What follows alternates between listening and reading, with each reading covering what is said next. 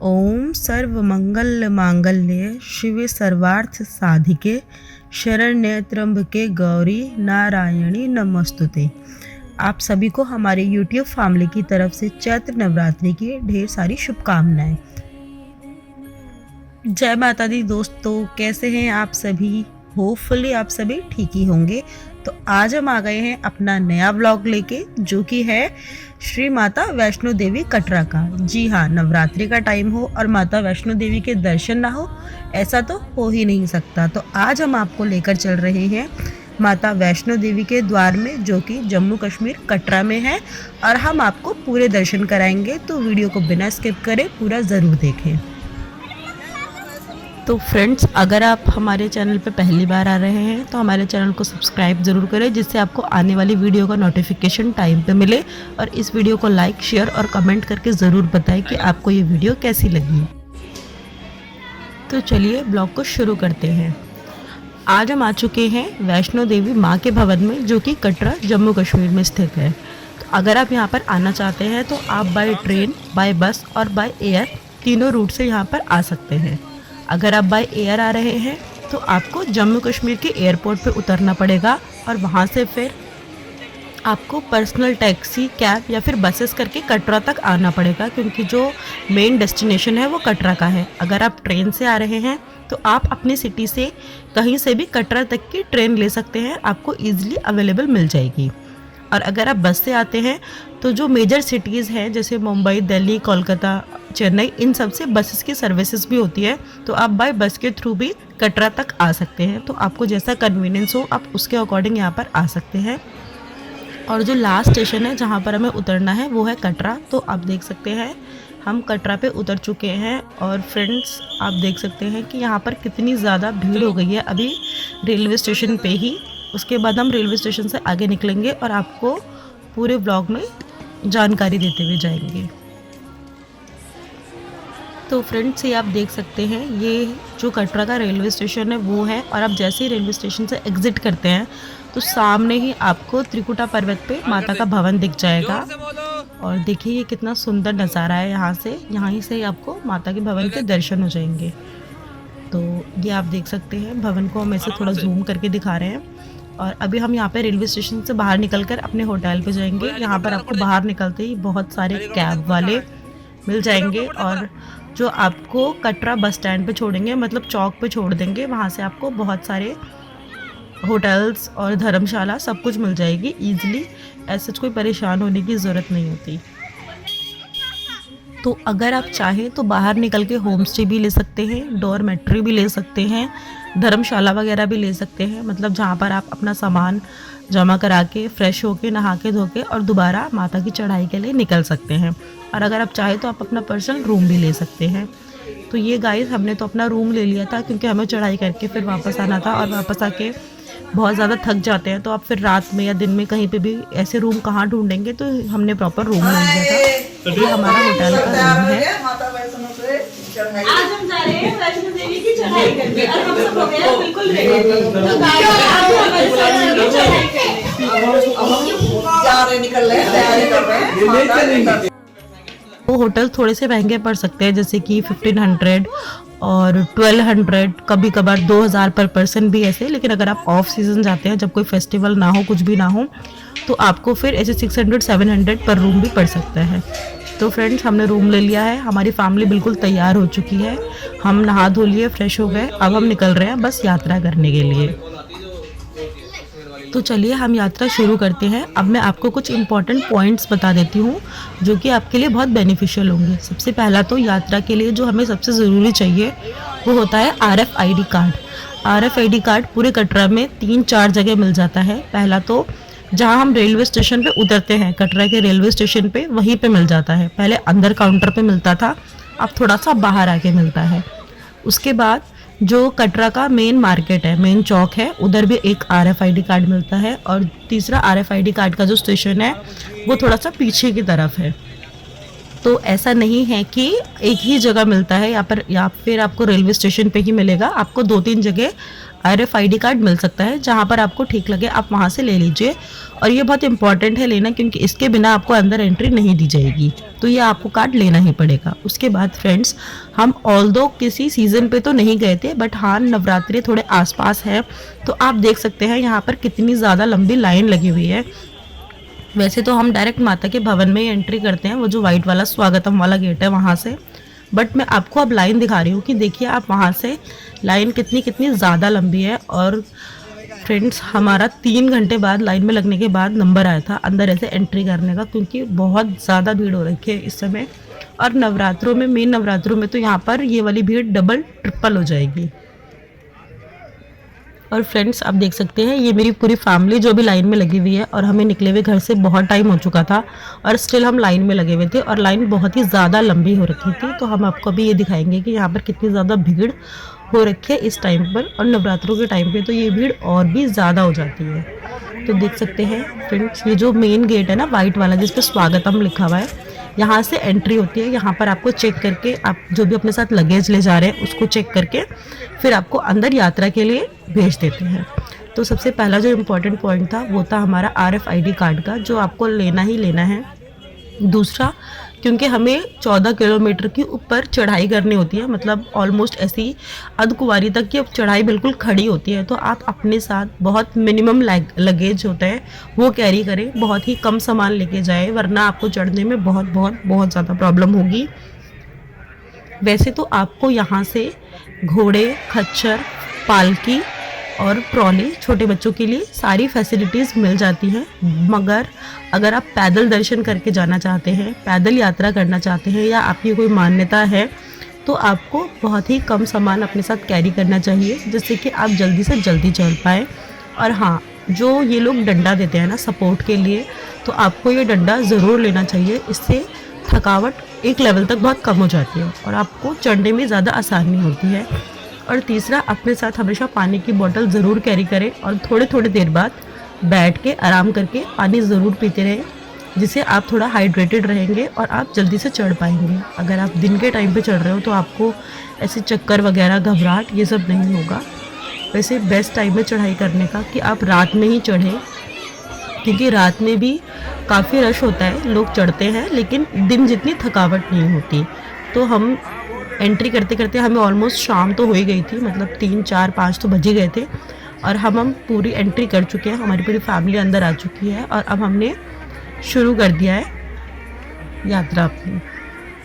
और आप ना फ्रेंड्स ये देखेंगे कि आपको ना दोनों तरफ यहाँ पर छोटे बड़े प्राचीन मंदिर, बहुत सारे मंदिर मिल जाएंगे, और आपको ऐसी शॉप्स भी मिल जाएंगे जहाँ पर आप बैठ के फ़ोटो क्लिक करवा सकते हैं। मतलब आप यहाँ से जाते समय फ़ोटो क्लिक करवा लीजिए और वापस आते समय उनसे कलेक्ट कर लीजिए। और फ्रेंड्स, मैं यहाँ पे 3-4 बार जा चुकी हूँ, और आज इस बार जो हमने यूनिक करा वो था गुलशन कुमार जी का भंडारा। जी हाँ, यहाँ पे 24/7 हमेशा पूरे 24 घंटे 7 दिन गुलशन कुमार जी का भंडारा चलता है, फ्री में भंडारा। तो पहले तो मैं यहाँ बहुत बार आ चुकी हूँ, लेकिन इस बार हमने फर्स्ट टाइम वो भंडारा खाया। तो अगर आप, और ये यात्रा शुरू करते ही है, ज़्यादा दूर जाने की ज़रूरत नहीं है, जैसे आप यात्रा शुरू करते हैं तो वहाँ से 100-200 मीटर पर ही आपको मिल जाएगा।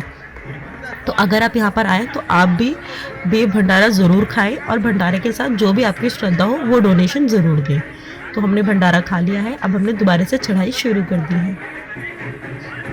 जैसे ही आप चढ़ाई शुरू करेंगे ना, आपको 2 रास्ते दिख जाएंगे यहाँ से। एक तो जो पुराना रास्ता है जो सबके लिए खोला गया है, और एक दूसरा जो नया रास्ता बना है वो है ताराकोट का रास्ता। वो थोड़ा नया है, उसका डिस्टेंस भी थोड़ा सा कम है, तो आप चाहे तो आप उस नए वाले रास्ते पे भी जा सकते हैं, और वरना आप जो पुराना वाला रास्ता है जहाँ से पालकी और खच्चर और घोड़े ये सब जाते हैं वहाँ पे भी जा सकते हैं। और ये जो पालकी खच्चर होते हैं ना, इनके एक रेट फिक्स्ड होते हैं। आप थोड़ा सा आगे चलेंगे तो इनका भी रजिस्ट्रेशन होता है, तो आप कोई भी पालकी रजिस्टर करवा रहे हैं या फिर कोई खच्चर या घोड़ा अपनी सवारी के लिए ले रहे हैं, तो आप उनका आई कार्ड ज़रूर देखें। और उसके बाद एक प्रॉपर रजिस्ट्रेशन रूम होता है जहाँ पर इनकी रजिस्ट्री कराई जाती है, तो आप वहाँ से प्राइस को नेगोशिएट कर सकते हैं थोड़ा बहुत। उसके बाद हमने तो पैदल ही चढ़ाई शुरू कर दी थी, तो हम धीरे धीरे पैदल चल के जा रहे हैं फ्रेंड्स। कटरा से लेके, मतलब मेन जहाँ दरबार है वहाँ से लेकर, और जो भवन है वहाँ का जो टोटल डिस्टेंस है वो 14 किलोमीटर है, लेकिन जब आप चढ़ाई शुरू करेंगे तो वो आपको बिल्कुल भी 14 किलोमीटर नहीं लगेगा, वो बहुत ज़्यादा दूर ऐसे लगता है।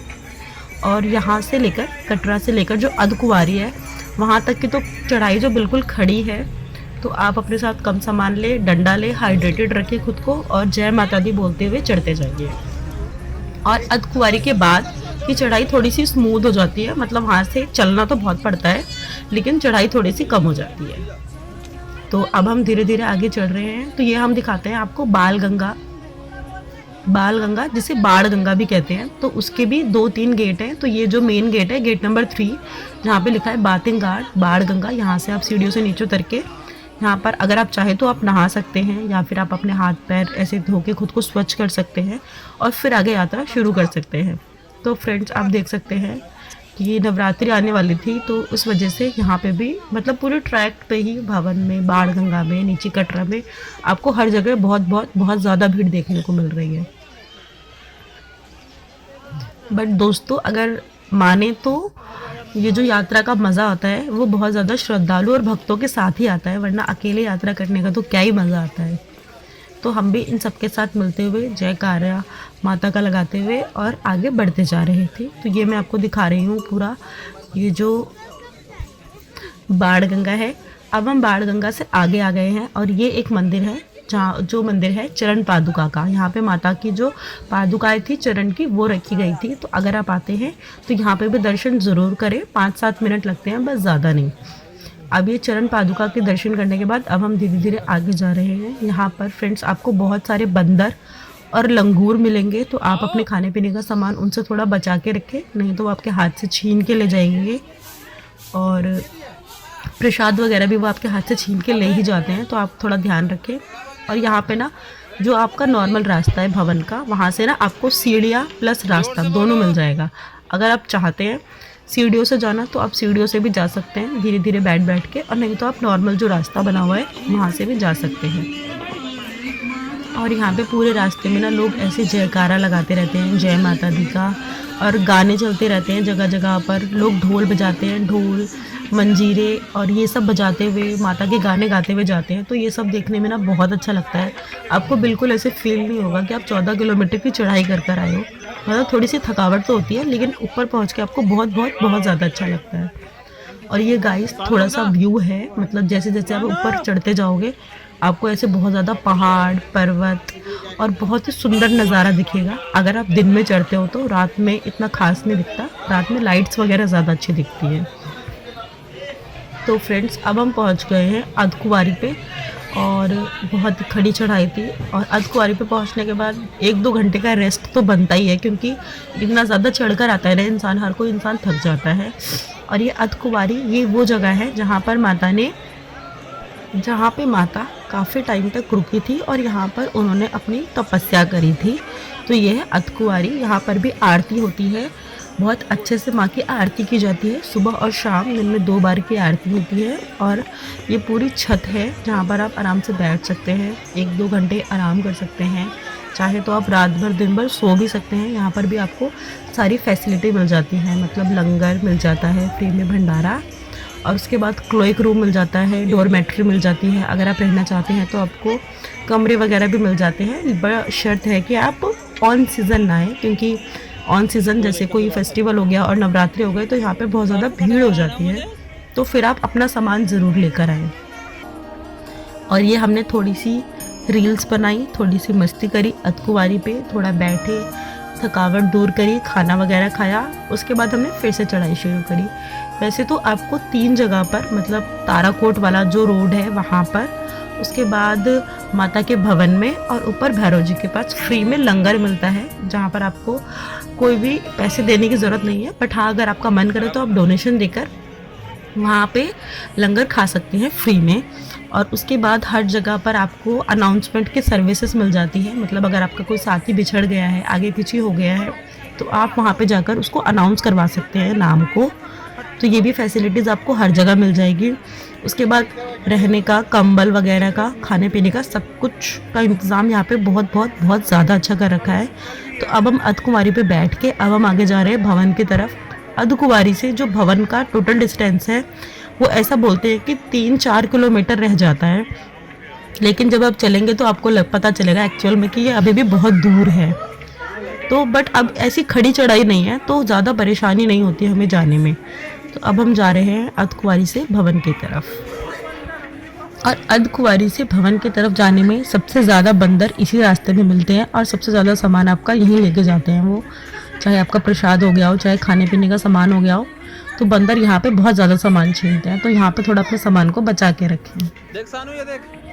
और यहाँ पे जगह जगह बैठने के लिए आपको वो मिल जाएंगे, टेबल्स मिल जाएंगे, चेयर्स मिल जाएंगे, जहाँ पर आप अगर आप चढ़ाई कर रहे हैं या फिर उतर रहे हैं और आप थक चुके हैं तो आप वहाँ पे बैठ सकते हैं। और कहीं कहीं जगहों पर ऐसा भी लिखा है कि यहाँ पर पत्थर मतलब ऊपर पहाड़ से गिरते रहते हैं, तो यहाँ ना रुके, चलते रहें, ऐसी भी सावधानी करके जगह जगहों पर लिखी हुई है।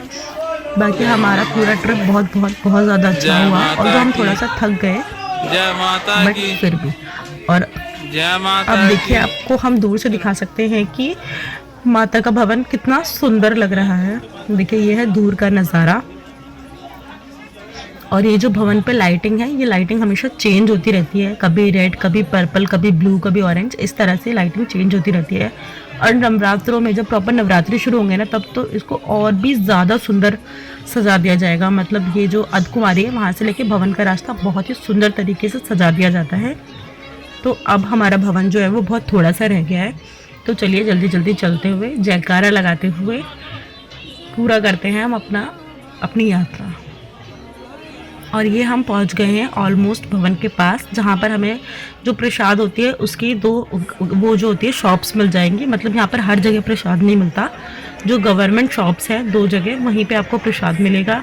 लेकिन आपको डोरमेट्री, क्लोएक रूम हर जगह मिल जाएंगे यहाँ पर। तो ऐसा सच कोई परेशान होने वाली बात नहीं है। लेकिन अगर आप डोरमेट्री भी नहीं लेना चाहते, क्लोएक रूम भी नहीं लेना चाहते, तो यहाँ पे बहुत ज़्यादा खाली स्पेस है जहाँ पर आपको कंबल मिल जाएंगे। आप कंबल लेकर कहीं पे भी रुक सकते हैं जहाँ पर आपका मन करे। यहाँ पे दुर्गा भवन, पार्वती भवन, ऐसे बहुत सारे भवन हैं जहाँ पर आप बाहर भी रह सकते हैं और अंदर भी रह सकते हैं। तो ये हम अपना सारा सामान लेकर अब अंदर जा रहे हैं। और आपको ये वीडियो कैसी लगी हमें कमेंट सेक्शन में ज़रूर बताना। आगे गाइस फ़ोन ले जाना अलाउड नहीं था, क्योंकि फ़ोन को वो बाहर ही जमा करवा लेते हैं। फ़ोन, आपका बेल्ट और कोई भी इलेक्ट्रॉनिक आइटम, वॉच है, तो वो सब जमा करवा लेते हैं। तो अंदर की वीडियो आपको ऐसा सच नहीं मिल पाएगी। बट हाँ, ये माँ का दरबार है और मैं आपको हाईली सजेस्ट करूँगी कि आप नवरात्रों में या फिर बिना नवरात्रों के भी यहाँ पर ज़रूर जाएँ और माता रानी की कृपा आपकी ज़िंदगी में ऐसे ही हमेशा बनी रहे। और thank you so much for watching this video. और हमें कमेंट सेक्शन में ज़रूर बताइए कि आपको ये वीडियो कैसी लगी। जय माता दी गाइज, राधे राधे।